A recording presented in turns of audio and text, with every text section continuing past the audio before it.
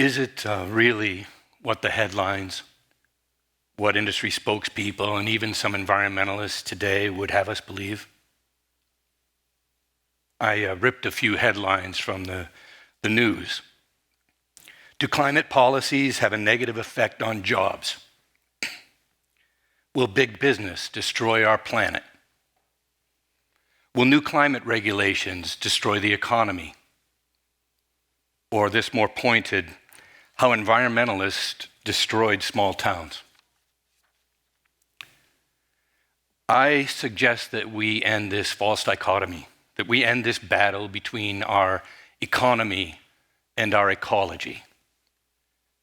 Let's end it at least in this room. Let's end it today.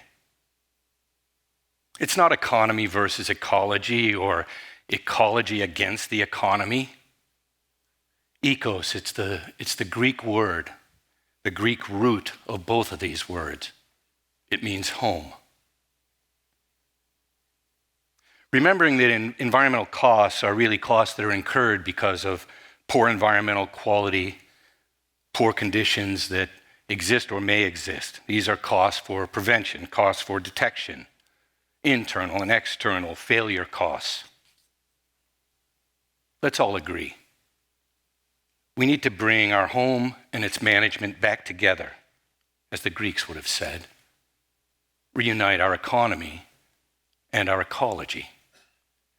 Recognizing, for example, that a home in Flint, Michigan is less financially valuable when lead-poisoned water flows from its taps. That a beachfront home in the wake of the BP spill is not more valuable, not less valuable, not more valuable, not easier to sell. Or that an Alaskan community where the streets are consistently flooded is always of lower value. Take a minute and think about the examples that you know, the discussions you've heard, or even been a part of. Think of it. Think of the details. Don't we always, when we sacrifice one, sacrifice the other? The two are home. Like a good investment portfolio, diversity, which has diversity, biodiversity, provides for our world's resiliency, our stability, our integrity. In our environment, those benefits convert directly to healthier ecosystems, lower costs for delivered ecosystem services like our drinking water, and natural integrity. With the understanding that we humans really need a lot less than our consumer society might tell us. We, humans, simply, and all this biodiversity depend on two essential magic compounds: air and water. Air and water. Unfortunately, the two places where my generation and the generations preceding chose to use the always ready disposal sites for a whole host of pollutants, toxins, carcinogens, poisons. And now it's CO2 gas that's literally drowning us, right? Our world has finite renewable resources, and we've clearly stretched and continue to strain the band too tight. Science tells us that we're moving past the tipping point. Critically and together, we must renew our focus on our wetlands, on our forests, streams, oceans, our wildlife habitats. Refocus on these vital carbon sinks and on natural resource restoration, on adaptation, and on adaptive resource management. On every acre available, or every partial acre, we must maximize conservation. We need space. We need to allow space for nature. There's been significant discussion over the past couple of days about regeneration, and let me suggest that there is no more important discussion nor work today.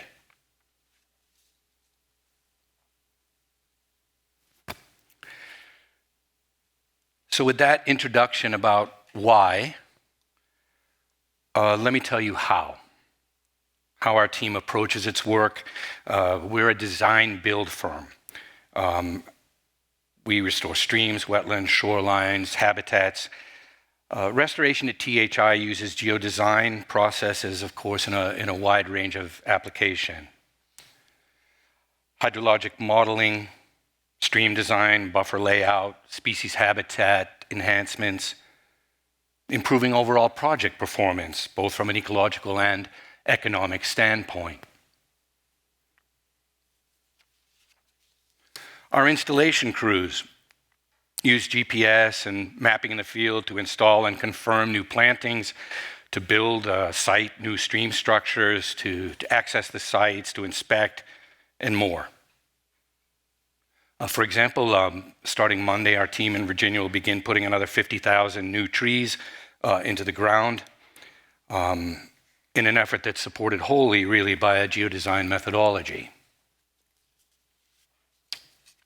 For monitoring, we use different types of field equipment.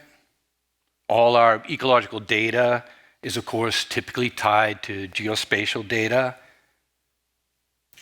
A number of years ago, we developed something called the RRAS. It's the RiverWorks Rapid Assessment System, and that system manages seamlessly information in a geospatial context.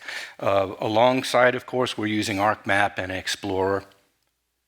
We've just started recently enabling Explorer for our customers, for our clients and their land managers, so that those folks can navigate these complex restoration sites, some of which serve as their homes, easily and on their smartphones.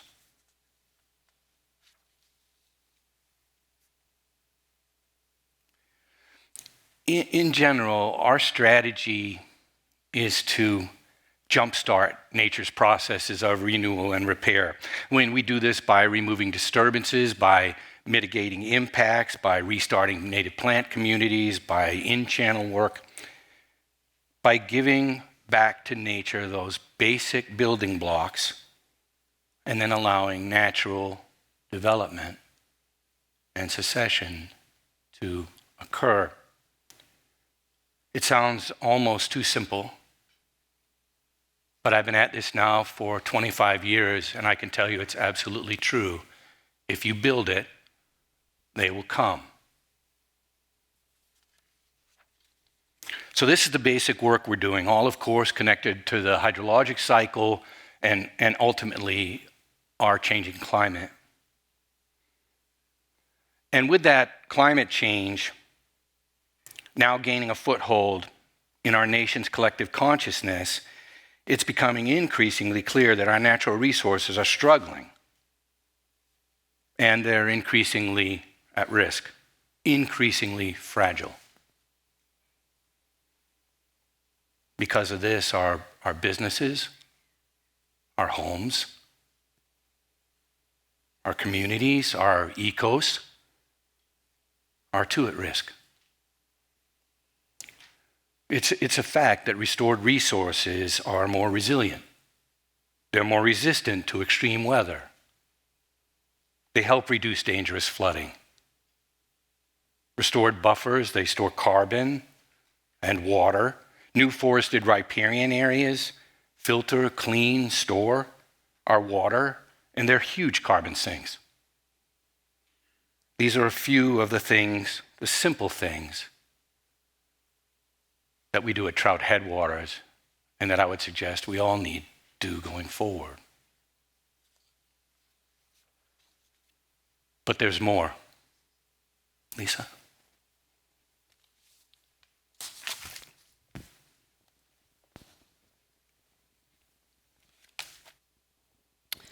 The challenges of the changing environment, increased drought, flooding, hurricanes, and other natural disasters could alone seem overwhelming, but there's also a challenging human environment. This too is subject to radical changes. Despite the fact that restoration is environmentally beneficial, it's stringently regulated, and those regulatory and policy environments are ever changing too. For connection, for collaboration, environmental data analysis informs many of the decisions we need to make throughout the entire life of an ecological restoration project. Data helps turn our ideas and insights into thoughtful and resilient designs.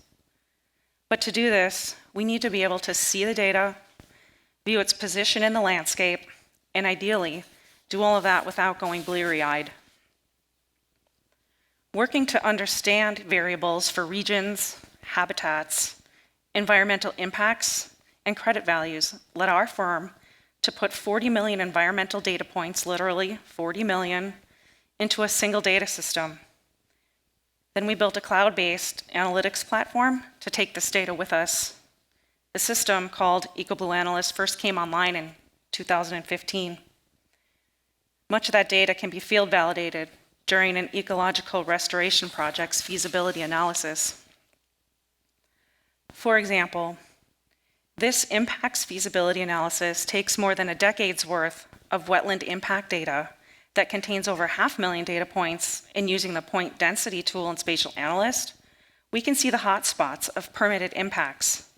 This is where most of the impacts to waters of the United States have historically occurred. This data set ranges from 2008 to 2018. Regulatory compliance requirements can be quite rigid, so to enable proper implementation and compliance, our permit applications are frequently 500 pages or more and include maps, models, and restoration plans. The following processes are some examples of how geodesign strategies and workflows can inform and enable successful ecological restoration. First, making maps with color infrared imagery can assist field technicians in locating wetland areas before even stepping foot on a project site.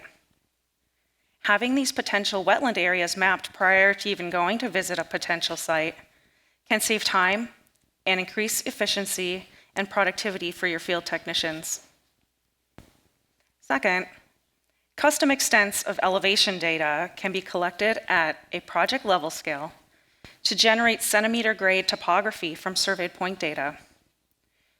A sonar unit can be connected to your handheld GPS data collector, collect depth elevation data, and produce a model of a pond or open water wetland. Existing ground conditions and elevations can be tied to this bathymetry, so we can modify depths and calculate volumes for wetland restoration projects. And the last example, some floodplains have been drastically altered by ditching, by vegetation removal, development, to name a few. Watershed and hydrologic modeling of flows, floodplain inundation levels at various flood stages can inform choices for the best native plant palette for a riparian buffer restoration project. Restoration planning is specific to each individual's project goals, current conditions, and ecological functions. Each project's primary goal is ecological improvement. And that improvement, or ecological lift, creates economic opportunities.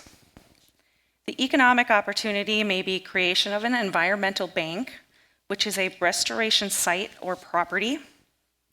It generates offsets, that is, environmental credits, for unavoidable permitted impacts to resources like streams, wetlands, and habitats, to compensate for expected adverse impacts to similar nearby ecosystems.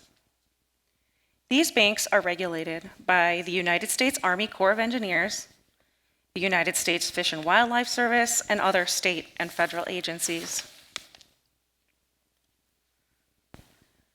Local environmental markets are best understood by using a combination of GIS mapping and analysis of publicly available industry and environmental data, in combination with a project site-specific data and information.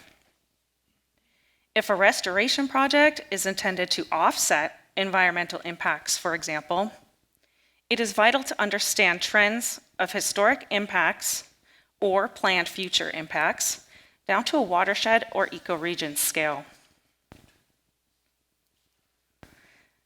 The video at right is a conservancy project on over 500,000 acres. The success of larger scale restoration and conservation projects relies on a toolbox full of tools including geodesign strategies and workflows, ecological restoration and planning, and long-term adaptive natural resource management. And importantly, prudent financial property planning, adoption of restrictive easements and covenants, and creating funds for long-term stewardship. Ecology plus economy. Restoration design at Trout Headwaters uses geolocation data and geodesign processes in a wide range of applications, for example, GeoPlanner, ArcGIS Desktop and Online, AutoCAD Civil 3D, and Tableau. Monitoring, of course, the vital feedback loop to ensure project success, and smart, adaptive, and iterative project design and management. This is the silver bullet. Prudent adaptive resource management is the silver bullet for successful ecological restoration and is especially true as our climate changes more rapidly. No manner of active restoration will survive or succeed without it. And we must restore if we are to find a sustainable path forward for our species. Future priorities must marry our ecology and our economy. The priority should be to find the most cost-effective, successful techniques, apply those to the most at-risk resources, and ideally increase the success over time, the incentives for restoration.